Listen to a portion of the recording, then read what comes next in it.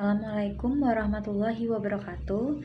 Perkenalkan, nama saya Arum Dewi Pratiwi Cahyani, NPM 20310024 dari kelompok PPAI 2. Baik, untuk ujian praktik kali ini saya akan mempraktikkan cara memandikan jenazah, cara mengkafani jenazah, lalu cara menyolatkan jenazah dan juga cara menguburkan jenazah. Baik, untuk yang pertama yaitu untuk memandikan jenazah, saya akan menjelaskan tata caranya. Oh ya, untuk manekin yang saya gunakan, saya menggunakan boneka anak berusia di bawah 7 tahun. Baik, untuk step yang pertama yaitu memandikan jenazah. Alat dan bahan yang kita perlukan yaitu ada kain untuk menutupi bagian badan dari jenazah, lalu ada juga ember, lalu ada sampo,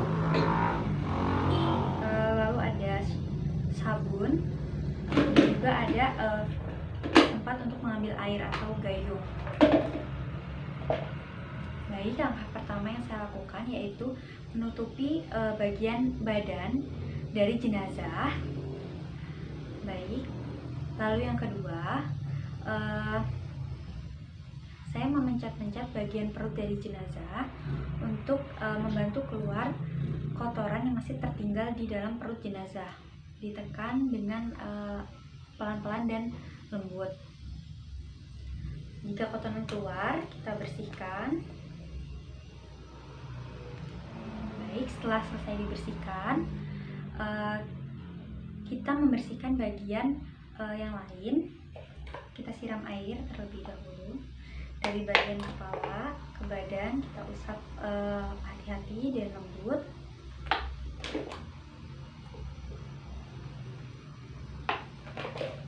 Baik, setelah itu kita bersihkan bagian mulut dan gigi secara pelan-pelan dan hati-hati, bagian telinga dan bagian tubuh lainnya dengan hati-hati dan pelan-pelan.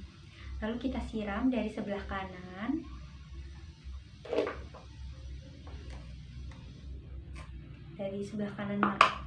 jenazah, lalu sebelah kiri,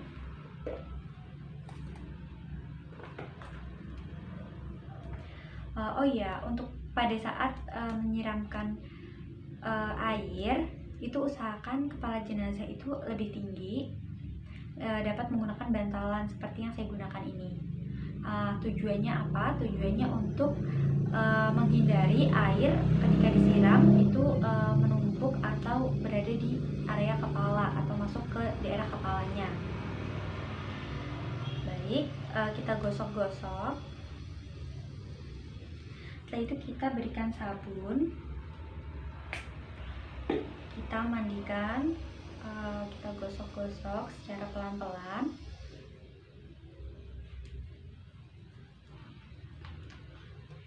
Ke seluruh tubuh, jangan lupa juga bagian punggung. Lalu kita berikan shampoo juga untuk area kepalanya secara pelan-pelan dan hati-hati. Baik, lalu setelah itu kita siramkan air pelan-pelan juga.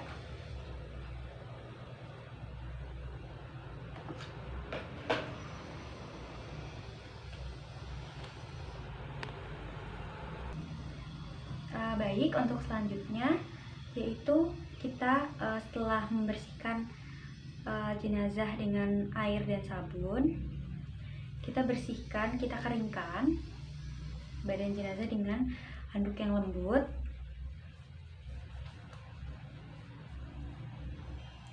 Setelah selesai, kita dapat menambahkannya dengan memberikan wangi-wangian seperti kapur barus.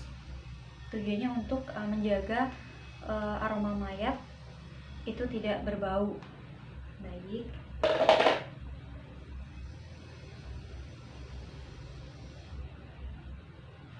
Oh iya, untuk jenazah perempuan apabila rambutnya panjang itu dapat dikepang 3. Baik. Baik, setelah dimandikan, selanjutnya jenazah akan masuk ke proses ke tahap pengkafanan. Baik, saya akan menjelaskan proses pengkafanan. Baik, sekarang kita masuk ke tahap pengkafanan jenazah. Kita perlu 5 helai tali pengikat. Lalu untuk anak di bawah 7 tahun itu kita memerlukan 1 baju kurung. Ya, ini sebagai contoh ya, baju kurungnya seperti ini, tapi seharusnya warnanya putih. Lalu selanjutnya 2 helai kain berwarna putih. Lalu dapat menggunakan juga kain untuk menjadi seperti popok, tapi boleh juga tidak. Baik, setelah itu kita juga memerlukan kapas. Fungsinya untuk apa? Untuk menutupi bagian mulut, hidung, telinga, dan juga lipatan-lipatan pada jenazah. Baik, yang pertama kita tutup dulu bagian depan jenazah. Nah, setelah itu kita tutup bagian mulut, hidung, dan juga telinga dengan menggunakan kapas. Di sini ya, kita tutup bagian telinga dan juga pada bagian-bagian lipatan-lipatan, seperti lipatan pada tangan dan juga lipatan pada kaki. Nah, setelah itu kita berikan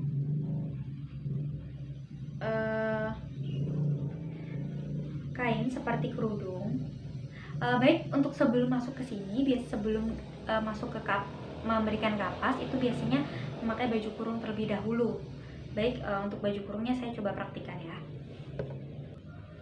Jadi setelah memakai baju kurung seperti ini contohnya, sudah memakai kapas, nah baru ditutup bagian kepalanya atau auratnya dengan menggunakan kain seperti mengenakan hijab. Baik, untuk selanjutnya langkah selanjutnya yaitu kita akan membungkus jenazah dengan menggunakan kain tadi ya.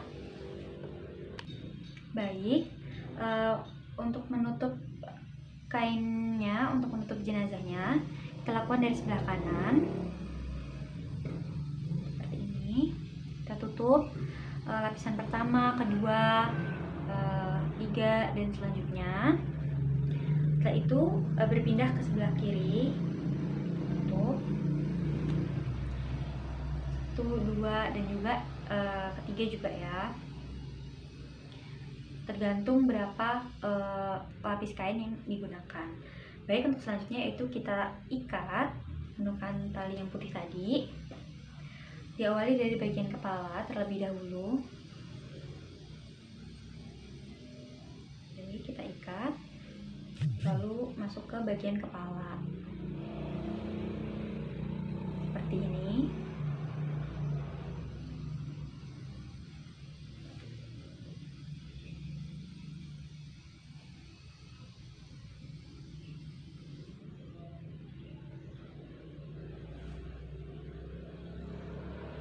Saya menggunakan 5 tali ya.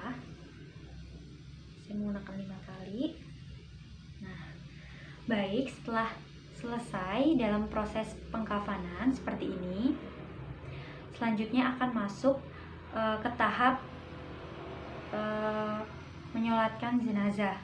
Saya akan mempraktekkan cara sholat jenazah. Baik, di sini saya akan menjelaskan proses menyolatkan jenazah. Yang pertama, karena jenazahnya perempuan, maka imam itu harus sejajar dengan pusar jenazah. Apabila jenazah itu laki-laki, maka imam harus sejajar dengan kepala jenazah. Seperti itu.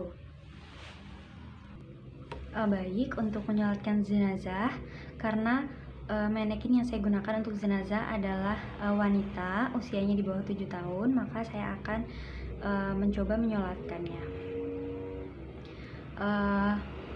Saya akan memulai dengan bacaan niat. Bismillahirrahmanirrahim. Sholli ala hadhil mayitati arba'a takbiratin fardal kifayatin imaman atau makmuman lillahi ta'ala. Jadi untuk niatnya itu apabila kita bersama imam maka imaman, dan apabila kita menjadi makmum kita menggunakan makmuman. Untuk yang kedua yaitu membaca takbir lalu baca ta'awudz dan al-fatihah seperti ini. Allahu Akbar. Jadi untuk bacaan pertamanya yaitu niat dulu seperti ini. Usolli ala hadhil mayitati arba'a takbiratin fardal kifayatin makmuman lillahi ta'ala. Allahu Akbar. A'udzubillahi minasyaitonirrajim. Bismillahirrahmanirrahim. Alhamdulillahirabbil alamin arrahmanirrahim maliki yaumiddin iyyaka na'budu wa iyyaka nasta'in ihdinas siratal mustaqim siratal ladzina an'amta 'alaihim ghairil maghdubi 'alaihim waladdallin. Lalu takbir lagi, Allahu Akbar, lalu membaca sholawat. Allahumma sholli ala sayyidina Muhammad wa ala ali sayyidina Muhammad kama shollaita ala sayyidina Ibrahim wa ala ali sayyidina Ibrahim wa barik ala sayyidina Muhammad wa ala ali sayyidina Muhammad kama barakta ala sayyidina Ibrahim wa ala ali sayyidina Ibrahim fil alamina innaka hamidum majid. Lalu kita membaca takbir untuk yang ketiga kalinya, Allahu Akbar, lalu kita membacakan doa untuk mayat.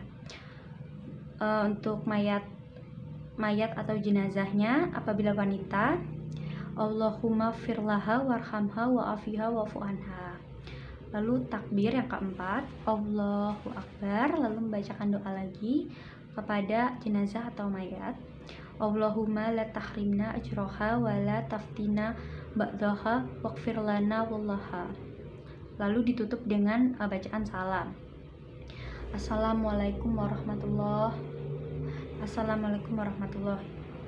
Seperti itu. Lalu setelah menyolatkan jenazah, maka kita akan masuk ke tahap atau langkah menguburkan jenazah. Baik, untuk menguburkan jenazah, ketentuannya itu kedalaman kubur itu sekurang-kurangnya itu 150 cm atau setinggi dada orang dewasa. Harus rapi dan lebar. Lalu ada juga sunnah untuk membuat lubang lahat, sekiranya cukup untuk meletakkan mayat. Jika tidak memungkinkan karena tanahnya longsor atau berair, boleh dibuat peti jenazah yang dimasukkan. Itu untuk cara menguburkannya itu 2 atau 3 orang turun ke liang kubur dan orang tersebut kuat untuk mengambil jenazah dari bawah dan menurunkan jenazah ke liang lahat seperti itu. Lalu memasukkan jenazah dari arah kakinya seperti ini ya, dari arah kakinya terlebih dahulu. Nah, bagi jenazah perempuan untuk penguburannya itu diberi tirai dengan kain untuk menutupi auratnya juga, takutnya kalau terbuka ya. Lalu memasukkan jenazah perempuan itu biasanya muhrimnya gitu, dapat suami, anak atau orang tuanya juga boleh, kakaknya. Lalu meletakkan jenazah di liang lahat dengan posisi ke kanan dan mukanya menghadap ke kiblat gitu. Lalu dirapatkan dan disandarkan dengan gumpalan tanah di belakangnya agar tidak tergeser-geser seperti itu. Setelah itu dilepaskan ikatan talinya, ikatan kain kafan di bagian kepalanya dan juga di kaki gitu. Dianjurkan juga sebelum menimbun terlebih dahulu itu memasukkan tanah 3 genggam, 1 genggam diletakkan di arah kepala sambil membaca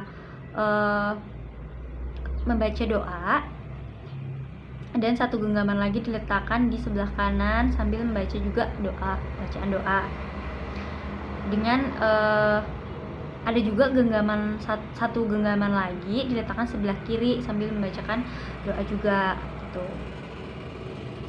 Setelah itu baru jenazah ditimbun atau dikubur seperti itu.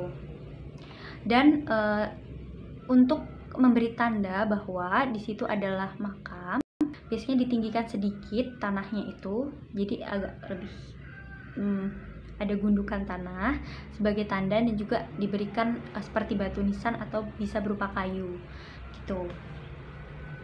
Jadi untuk praktik untuk menjaga praktik untuk merawat jenazah yang sudah meninggal, yaitu dimulai dari jenazah dimandikan, lalu dikafani, disolatkan, dan juga dikuburkan. Tuh, mungkin itu adalah penjelasan singkat dari saya. Apabila ada kesalahan saya mohon maaf. Saya akhiri. Wassalamualaikum warahmatullahi wabarakatuh.